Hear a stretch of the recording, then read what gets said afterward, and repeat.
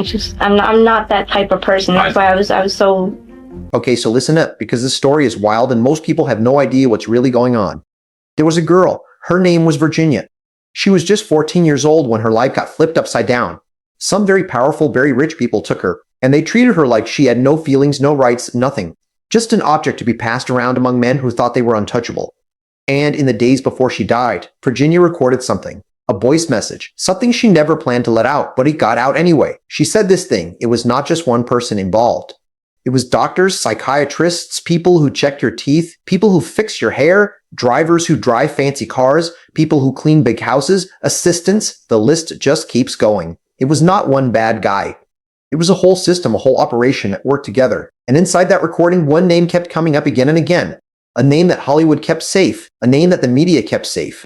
A name that powerful people worked hard to protect because they had too much to lose if it ever got out. Around that same time, a man named Donald Trump made a comment about Ellen DeGeneres during an interview. He called her a nasty person and said he'd had bad experiences with her in Australia. A woman in that same interview agreed and added some harsh words of her own. She also pointed out that Ellen seemed pretty friendly with someone named P. Diddy. Now here's the big question people are asking. Why did Ellen suddenly leave the country the exact moment the Epstein files were about to be made public? Why did her closest work partner die and reportedly leave behind a note saying things that were never supposed to come out?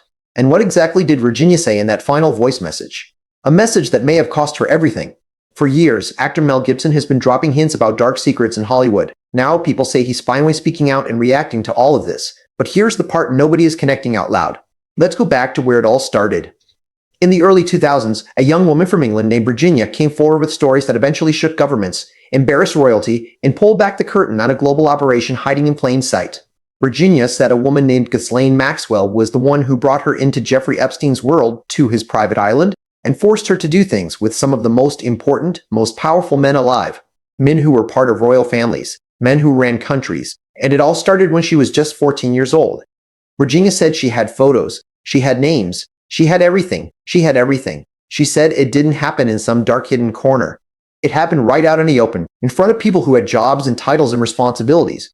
And every single one of them chose to look the other way. She said, these were people in the places that were supposed to protect me. My own country was supposed to protect me. And they all just let it happen. Virginia made it clear, Epstein was not some lonely bad guy hiding in the shadows. He was the center of something much bigger. There were secret houses spread across America, the UK, and the Virgin Islands. There were private planes. There were underground parties. And sitting in those rooms were government officials, media personalities, people at the very top of society, all present, all involved. Virginia believed justice was coming. She believed in the system. She said she trusted that the right people were finally going to do the right thing, and she was going to help make that happen. She was writing a book, a full tell-all that would name every single person she saw during her time inside Epstein's operation. Every flight, every party, every face she was forced to remember. But that book was never finished.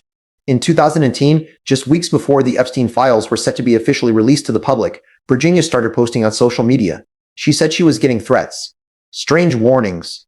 Somebody, she didn't say who, was telling her to stop talking. And then she posted a message that made everyone freeze. She wrote, I am telling everyone right now, I am not suicidal. I have told my therapist. I have told my doctor. If something happens to me, please do not let it be forgotten. Help me protect my family. Too many evil people want me to shut up. She knew something was coming. She tried to warn everyone. And then, shortly after that post, a truck hit Virginia while she was on the road. She survived, but only for a few more days.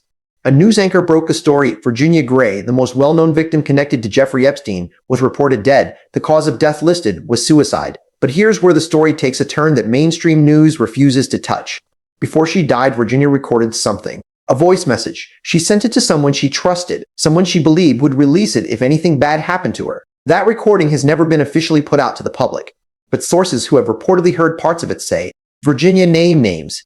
Not just Epstein, not just Maxwell, not just Prince Andrew. She reportedly talked about recruiters, people inside the entertainment world, people who funneled young girls, models, child actors, girls chasing their big dream, straight into Epstein's circle.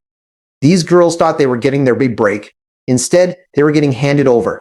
Virginia was not just a victim, she was a witness. And in her final day, she was talking to other survivors, collecting their stories, connecting Epstein's operation to the entertainment industry's darkest secrets.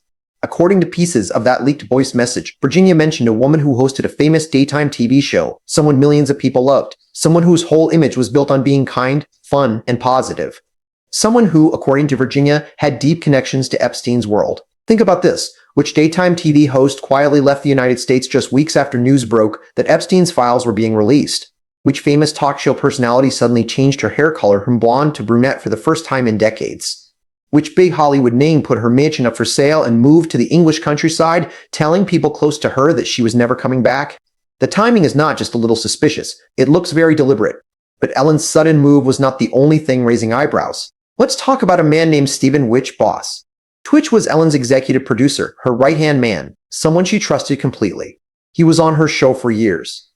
Always smiling, always dancing, always keeping the mood light and happy. But behind all that smiling, Twitch was carrying something very heavy. In December 2022, Twitch died. He took his own life. Reports said he left his house, called an Uber to a motel about a mile away, switched his phone to airplane mode so no one could reach him, and never came back out. The official story was that Twitch struggled with personal problems, mental health issues that had been building up for a long time. But here's what the mainstream media did not report. Twitch left a note. And according to sources who reportedly saw parts of it, that note was not only about personal pain.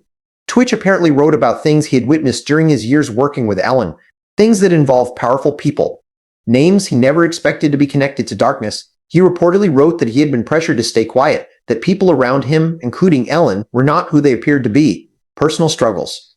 That's how the media described it.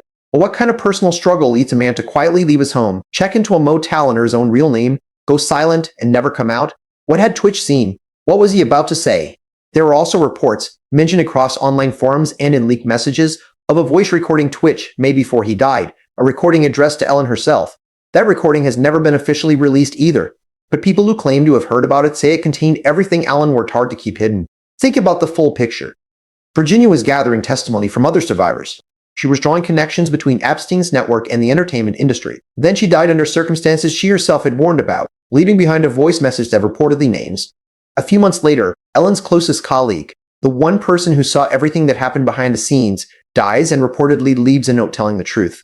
And then shortly after that, Ellen leaves the country. You tell me, does that sound like coincidence? Now here is where Mel Gibson enters the story. For years, Gibson has been publicly hinting that Hollywood has very dark secrets. He's referenced rituals, exploitation, and things people in power do to hold on to their status and stay young. Most people called him crazy, washed up, a conspiracy theorist. But now, everything he pointed at is being reported in actual court documents. When Virginia's name started being connected online to Ellen, Gibson reportedly did not stay quiet. Sources close to him say he has been privately and openly talking about what he calls the network, a system of powerful individuals who shield each other no matter what. Gibson is reported to have said that Ellen's sudden move to England had nothing to do with American politics. It had nothing to do with who won the presidential election. It was about the Epstein files. He reportedly said that when those files fully drop, the entertainment industry as we know it will fall apart. And if that sounds too dramatic, consider what was said out loud on Ellen's own show, in front of millions of viewers, like it was just a fun chat. Ellen and actress Sandra Bullock sat on that set and laughed together about a beauty treatment. Sandra explained that it involved tiny needles rolling across the skin to boost collagen. Ellen asked what exactly gets pushed into the skin. Sandra said it was an extraction from a young person far, far away. They laughed. The audience clapped. Everyone moved on. But for some people watching, that line hit very differently. In a separate, unrelated video that circulated online, a man named Peter Niggard, a fashion businessman, was caught on camera talking about paying young African women for their eggs. He spoke about taking genetic material from women he described using deeply offensive and dehumanizing language. He offered money. He turned it into a bidding game. He laughed. And others in the room laughed too. Another woman in the clip talked about aborted pregnancies and body tissue being filled with valuable stem cells, as if discussing a business opportunity. This was Peter Niggard. He was later convicted on serious criminal charges involving the sexual exploitation and assault of many women over many years. He was not joking. He was advertising. And here is what ties this to the bigger story. According to documents from the Epstein case, Jeffrey Epstein himself was deeply involved in funding genetic research. He paid researchers at a major hospital in Boston for specific tests. He had part of his DNA professionally sequenced. He was enrolled in a genetics program at Harvard University. This was not science fiction. This was happening, and the people involved were treating it like entertainment. Now let's look at what the actual Epstein files say. In one of his emails, Epstein wrote to a filmmaker who was reportedly researching a story about, quote, a really bad guy who gets sent to his island. Epstein's response was chilling. He told the filmmaker that the really bad guy was him. He admitted it casually, like it was a funny story. This email was sent 7 months before his arrest. He was bragging about it. 18,000 emails have been recovered. Inside them are code words that investigators have been analyzing. One chain of messages read like this: "Some are like shrimp, you throw away the head and keep the body." The reply: "As long as you don't have hammerhead ones or white sharks." Epstein then wrote, "Two are Russian. I guess some might call them white sharks." And then the final message in that chain: "On my island in the Caribbean, with an aquarium full of girls." One commentator who read these messages publicly said his interpretation was that the writers were talking about only caring about a woman's body, not her face. That is how bluntly and openly these messages were written. An aquarium full of girls. They were not even trying to hide it. And when reporters push the people involved to respond to these connections, the reaction is always the same. A journalist asked John Podesta on camera whether he had reviewed the 2025 to 2026 Epstein file releases and if he believed they connected to previous accusations made about him. Podesta called it an outrageous, completely made-up story. He said he could not believe it was being brought up. He attacked the question instead of answering it. Dismiss, deflect, attack. That is always the move, but here is what cannot be dismissed. The actual words of the survivors. A woman named Mariana Perez, known in court documents only as minor victim number 1 for years, has now come forward with her real name and her real story. She was 14 years old when she was first brought to Epstein. She described how it began and how it escalated until she had no way out. She said Epstein kept wanting to see her, and eventually, she said, he forced her. Then she described the moment he no longer wanted her around.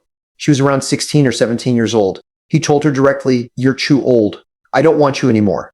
Too old at 17. Another survivor described her experience in court.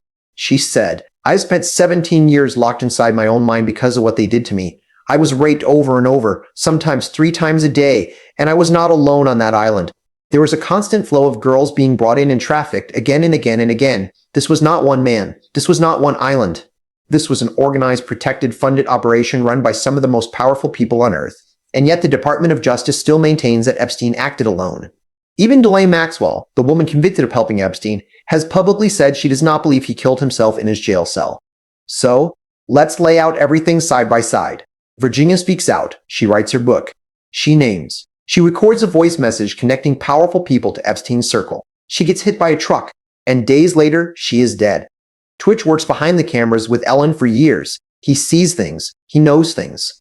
He leaves a note revealing what he witnessed. He is found dead alone in a motel room. Ellen, whose name reportedly appears in Virginia's final voice message, suddenly leaves the United States, changes her appearance, puts her mansion up for sale, and tells people she is never returning. Entertainment publication The Wrap reported the details.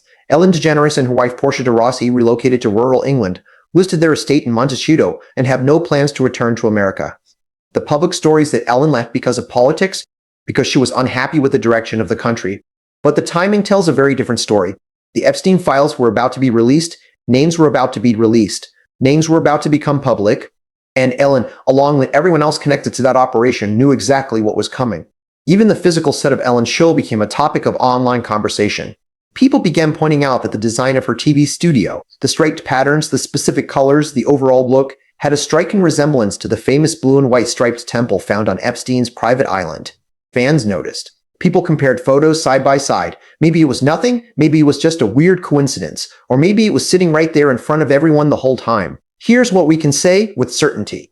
Jeffrey Epstein ran a trafficking operation that involved some of the most powerful people on the planet. Politicians, royalty, billionaires, entertainment industry figures. Virginia was one of his victims. She spent years fighting to be heard. She wrote a book. She recorded her testimony. She tried to expose every person involved, and then she died in a way she had predicted and publicly warned about. Ellen DeGeneres, a woman who built her career on the message that being kind is everything, is now living quietly in the English countryside. Her reputation has been torn apart. Her closest professional partner is dead.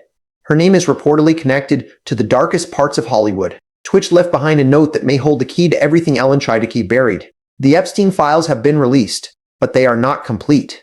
Pages are blacked out, names are hidden, information has been removed.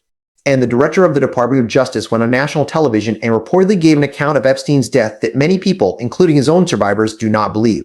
And now Mel Gibson, a man laughed at for years for saying Hollywood was rotten from the top, is watching everything he warned about slowly come to light. The pattern is obvious once you see it. Speak up, and you get silenced. Ask questions, and you get dismissed. Connect the dots, and they call you a conspiracy theorist. But the truth does not care what label you put on it. Virginia's final voice message may never officially come out. But the message she left behind is loud and impossible to ignore. They are still out there, still protected, still operating, and they will do whatever it takes to stay hidden. So here is the question. Do you think all of this is just a long string of sad coincidences? Or is there something much bigger, much darker being covered up? Share what you think. And if you want to keep following stories like this, the ones the mainstream won't touch, you know what to do. Because this story is far from over,